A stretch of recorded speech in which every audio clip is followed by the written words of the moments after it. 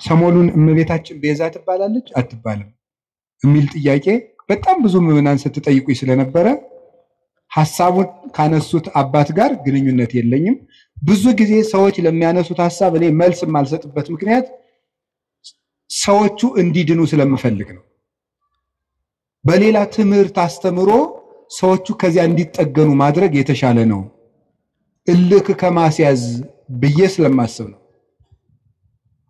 ግራ ነገር ልንገራችሁ። እኔ አሁን እመቤታችን ቤዛ ትባላለች አትባልም የሚለውን መልስ ከመመለሴ በፊት እንዲህ ያለ ጥያቄ ሲመጣባችሁ ምንድነው ማድረግ ያለባችሁ? ቅድም የነገርኳችሁ ምንድነው ማድረግ ያለባችሁ? ስለዚህ ጉዳይ የትናንትና አባቶቻችን ምን ብለዋል? ምን ብለዋል? ቅዱስ ያሬድ ምንድነው ያለው? አባ ጊዮርጊስ ምንድነው ያለው? ቅዱስ ጎርጎርዮስ ዘንዚናዙ ምንድነው ያለው? ህሊናዋን በመጠበቋ ስጋዋን ጠብቃ ንጹህ ሆና በመኖሯ ፍጹም እምነትን በመያዟ she became the advocate of Eve ነው የሚለው። ከእንግሊዘኛው ቀጥታ ስለወሰድኩት የሔዋን ጠበቃዋ ቤዛዋ ሆነቻት ነው የሚለው ቅዱስ ጎርጎርዮስ ዘንዚናዙ።